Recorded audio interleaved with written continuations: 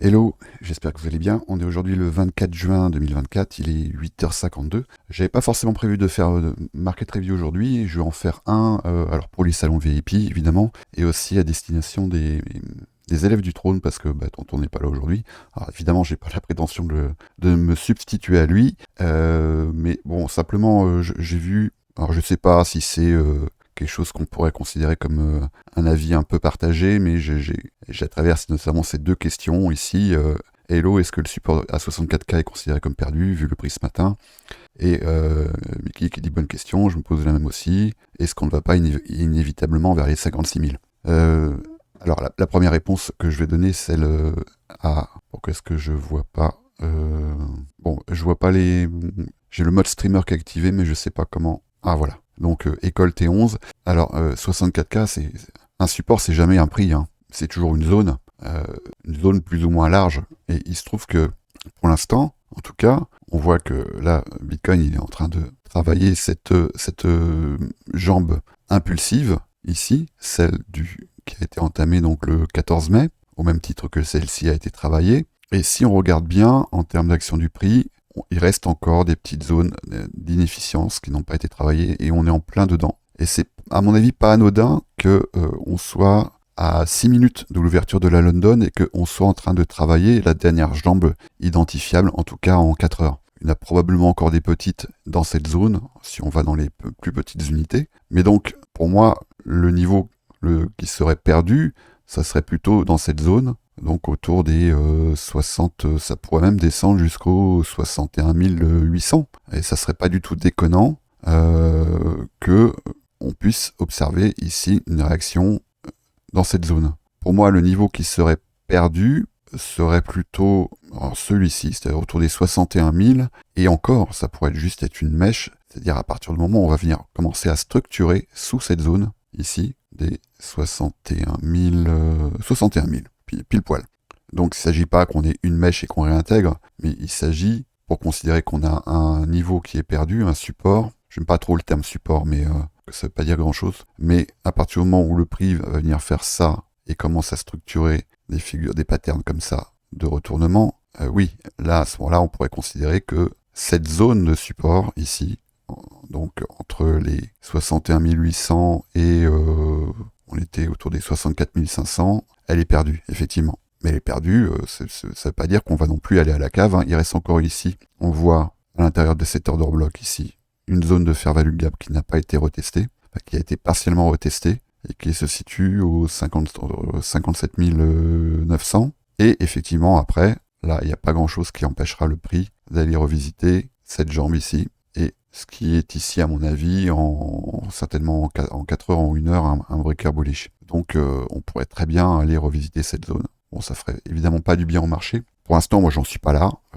J'en suis pas à considérer cette éventualité, mais je suis tout prêt à le faire si c'est nécessaire. Pour l'instant, en termes d'action du prix, pour moi, on est ici dans la création d'un plus haut creux. Pour l'instant, en tout cas, en unité de temps, en daily, en 4 heures, on voit bien que là, on est sur une dynamique baissière, mais qui pourrait tout à fait trouver sa maturité ici, dans cette zone. Donc il est 8h57, on va voir, parce que moi ce que je vous invite à regarder, notamment lorsqu'on est le dimanche et le lundi, c'est aller sur le CME. Voilà, on est ici en horaire de trading électronique, ici vous voyez ETH. Et donc ce que vous pouvez faire, c'est aller en RTH, Regular Trading Hours, et là vous allez noter le prix de clôture. Alors pour être plus précis, vous pouvez mettre en 1 heure. Donc le prix de clôture en 1 heure, il est ici.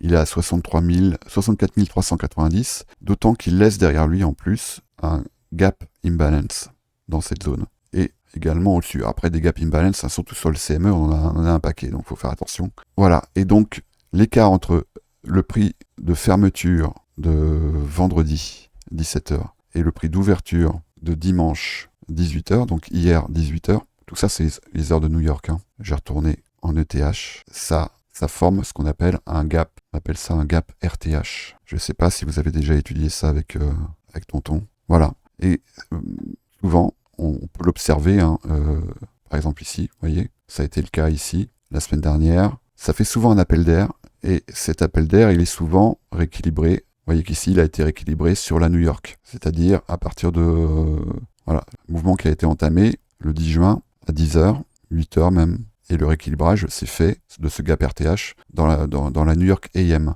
Si je vais ensuite lundi 17 juin, on voit la clôture vendredi à 18h, elle s'est faite dans cette zone. Et après, on a le prix qui est venu travailler, qui est venu retravailler ensuite, qui est venu combler ce gap. Donc c'est souvent un gap qui est comblé assez rapidement, en fait, un gap RTH. Voilà, donc je pense que ça a le mérite d'être observé. Sur Ethereum, on observe à peu près la même dynamique. Et moi, je trouve que c'est pas du tout déconnant. Alors ici, on a Relative Equal Low qui a été créé, qu'on vient de retravailler cette zone-là. Pour l'instant, jusqu'à présent, ce qu'on peut observer, c'est qu'on n'a pas eu de clôture. En daily, on n'a pas eu de clôture dans cette zone, qui marque un avalement de l'offre ici, dans cette zone. C'est-à-dire qu'après, dès que Ethereum vient visiter cette zone, a priori, c'est racheté. Et je pense pas que ça soit racheté par Janine Pijard dans le Vaucluse, mais je pense que ça, c'est des grosses mains qui rachètent cette zone-là. Donc, je pense que c'est un prix qui, a priori, a l'air de vouloir être défendu. Et ce que j'ai observé également, c'est cette dynamique. Et on voit bien que Ethereum est en train de reprendre de la force contre Bitcoin. Donc, ce que je vois ici sur le Discord, je le comprends. Je comprends ces questionnements, je comprends cette peur. Moi, je suis un peu de ceux qui vont dire que c'est au moment où on flippe le plus que souvent les meilleures opportunités se dégagent. Et autant sur les altcoins, moi actuellement, je vais surveiller certains niveaux, notamment le franchissement des lots annuels, voire même des ATL. Et je pense que si les projets vous paraissent suffisamment solides ou qui répondent à un narratif qui vous paraît intéressant, moi, je pense qu'on est là actuellement sur des niveaux qui vont se révéler plus tard intéressants, je pense, sur lesquels il sera intéressant de se positionner.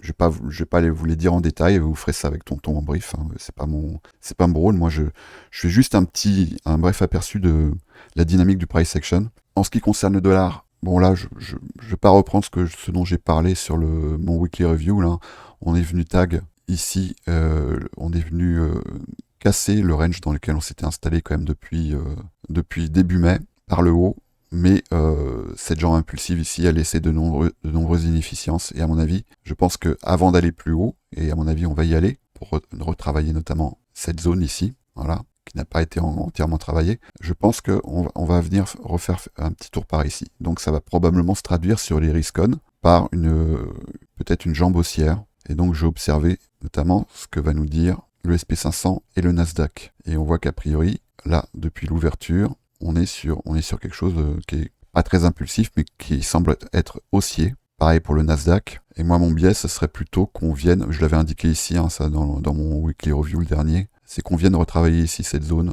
pour, à mon avis, là, dans la semaine, je pense qu'on va venir travailler par ici. Donc, il ne faudra pas être surpris qu'on se retrouve avec un flux peut-être baissier sur Bitcoin, mais pour moi, il n'y a rien ici qui mérite de paniquer, en fait. Je pense pas. On est en fin de mois de juin, on est en fin de trimestre également, et ça, c'est des mouvements qui sont quand même assez traditionnels sur les clôtures trimestrielles, d'autant que on va avoir des options qui vont arriver à expiration, et que il y a des gens à faire souffrir, voilà, et que c'est à mon avis ce qui est en train de se passer actuellement. Ce niveau-là, surveillez-le attentivement. Donc les 66 467, et avant ça, on a cette inefficience ici entre 65 200 et 65 800. Voilà. Donc moi, je pense qu'on va venir ici occuper de cette zone de stop à un moment ou à un autre, et que le travail de cette impulsion ici, qu'on voit bien en 4 heures, qu'on voit aussi en daily, à mon avis, elle est pas loin d'être terminée, et que la prochaine étape, ce sera cette zone de stop, et éventuellement, ici, on sera peut-être en situation d'observer un rebond qui pourrait prendre cette forme. Si rebond il y a, évidemment, hein. C'est-à-dire que ça pourrait tout à fait